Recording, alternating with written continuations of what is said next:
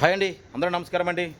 మొన్న సత్తెనపల్లిలో జగన్మోహన్ రెడ్డి శవయాత్ర అందరూ చూసే ఉంటారు. బేసిక్గా ఎందుకంటే ముగ్గురు చనిపోయారు. ఒకరు సింగయ్య అయితే మరొకరు యువకుడు, అలాగే ఇంకొకరు అంబులెన్స్కి దారి ఇవ్వకుండా ఒక ప్రాణాన్ని చిదిమేశారు.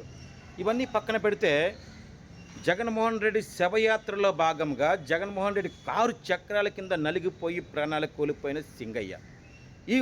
ఇతని మృతికి ప్రధానమైన కారకుడు జగన్మోహన్ రెడ్డి. కానీ ఏ1 ముద్దాయిగా ఉండవలసిన జగన్ని ఏ2 ముద్దాయిగా చేశారు. ఏ1 ముద్దాయిగా తన కార్ డ్రైవర్ని పెట్టడం ఎన్ని అనుమానాలు తావిస్తుంది. ఎందుకంటే ఇలాంటి శవయాత్రలకు ప్రణాళిక రూపొందించింది ఎవరు?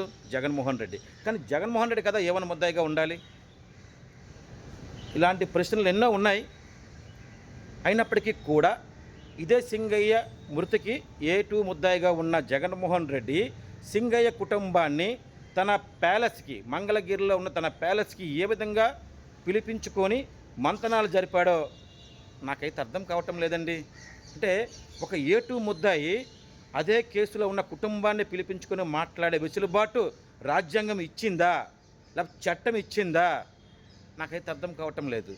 ఏమైనా అంటే నేను ఎందుకు ఈ మాట అంటున్నానంటే, జగన్మోహన్ రెడ్డి తన సొంత బాబాయిని చంపేసి కూడా మీడియా ముందుకు వచ్చి ఎలాంటి కల్లబుల్ల మాటలు చెప్పాడో, చంద్రబాబు నాయుడు గారిని ఏ విధంగా బూచి చూపించాడో, టీడీపీ పార్టీని ఏ విధంగా నిందల పాలు చేశాడో మన అందరికీ తెలిసిన విషయం. ఈనాటికి కూడా మన కళ్ళ ముందు కనిపిస్తూనే ఉంది.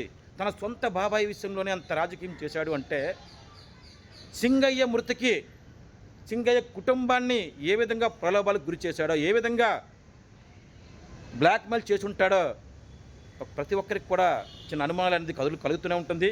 అయితే చట్టం న్యాయం అందరికీ సమానమే. అయితే తెలంగాణలో పుష్ప 2 సినిమా రిలీజ్ నాడు ఒక థియేటర్లో ఒక తల్లి కొడుకుకి హాస్పిటల్లో ఉన్నారు, తల్లి చనిపోయింది. అదే కేసులో అల్లు అర్జున్ గారిని ఆ కుటుంబాన్ని పరామర్శించడానికి వీలు లేదు అని చెప్పేసి న్యాయస్థానం ఒక తీర్పు ఇవ్వడం జరిగింది. కానీ అక్కడ అల్లు అర్జున్కి అలాంటి న్యాయం ఏంటి, ఇక్కడ జగన్మోహన్ రెడ్డికి ఈ న్యాయం ఏంటో నాకైతే అర్థం కావటం లేదు. అక్కడ మృతుల కుటుంబాలను పరామర్శిస్తానంటే అల్లు అర్జున్కి న్యాయస్థానాలు వెసులుబాటు కల్పించలేదు. కానీ ఇక్కడ ఏ2 ముద్దాయిగా ఉన్న జగన్మోహన్ రెడ్డి అదే మృతికి కారకులైన కుటుంబాన్ని ఏ విధంగా పరామర్శిస్తున్నాడో నాకైతే అర్థం కావట్లేదు. మీ దగ్గర ఏమైనా ఎనీ ఆన్సర్ ఉంటే నాకు పెట్టవలసిందిగా కోరుకుంటూ జై హింద్.